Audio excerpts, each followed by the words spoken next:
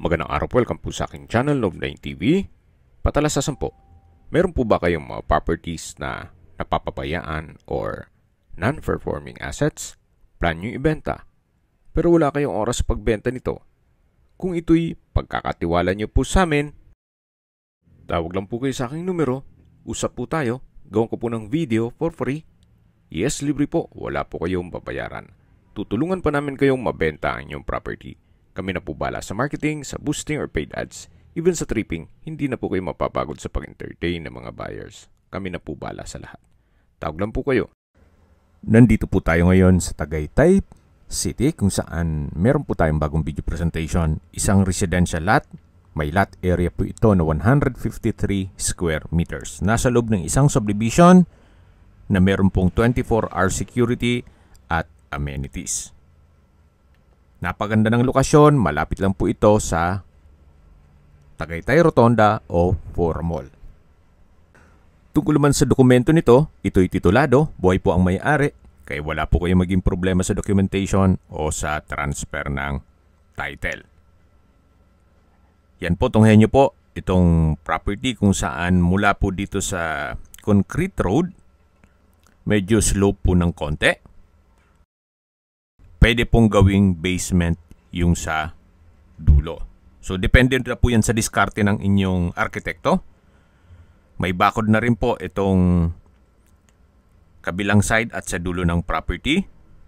Kaya ang papabakuran nyo na lang ay dun sa kabila at dito sa harapan. Sa mga sakto lang po ang budget at gusto na magkaroon ng isang maliit na sukat ng lupa gaya nitong 153 square meters, ito na yung hinahanap nyo. Actually, itong 153 square meters, pwede na po itong lagyan ng mga 2-story house at i-convert nyo sa staycation business.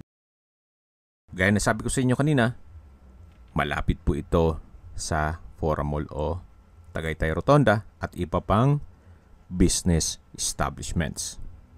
Ito po yung nasa mataas na lugar. Ang estimated elevation above sea level ay 1,912.1 feet. Napakatahimik po ng lugar, sariwa ang hangin, at malamig po ang klima. Okay, sa distance, location at travel time portion na po tayo. Mula po sa Tagaytay Rotonda, ang distance is 1 kilometer or walking distance. Kung may sasakyan, 4 minutes drive lang po.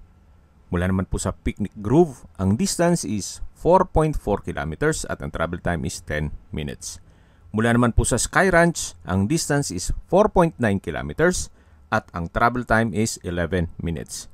Kung manggagaling naman po sa Calac, Santa Rosa exit, ang distance is 24.9 kilometers at ang travel time is 35 minutes. Kung manggagaling naman po sa Manila o sa airport, ang distance is 61.6 kilometers at ang travel time is 1 hour and 38 minutes. Yan po yung kapaligiran. Marami pa pong bakanting lote. Hindi po ganun ka-crowded ang area at malapad po itong concrete road. Okay, sa presyo na po tayo. Binebenta po ito ni owner sa halagang 14,500 pesos per square meter net. Ibig pong sabihin, si buyer na po ang sasagot sa lahat ng taxes at expenses with regard to documentation.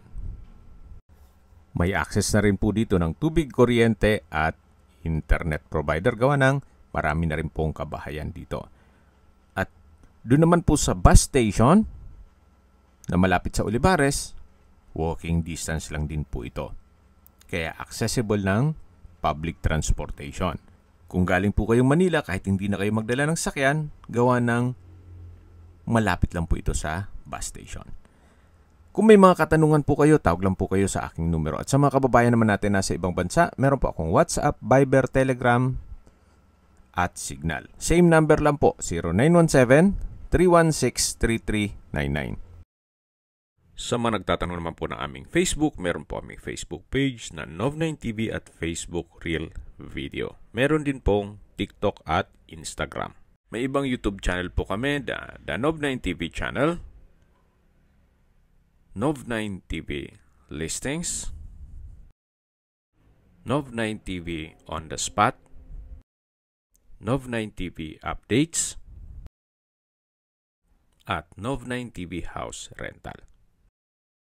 Sana po naibigyan nyo ang video presentation. Paki-like and subscribe na lang po sa aking channel para ma-update din po kayo sa aking future listings. Kung sakali po hanap nyo yung mas malaking sukat ng lupa, meron din po kami ibang listings na pwede nyong pagpilian. Huwag po kayong mag-atubiling tumawag sa amin. Then, let us know your budget para malaman namin kung anong property pwede naming ilog sa inyo. Sa lahat pong viewers, subscriber at nagtiwala po sa amin, salamat po sa suporta. Ingat po kayo lagi at yung pamilya. Maraming salamat po.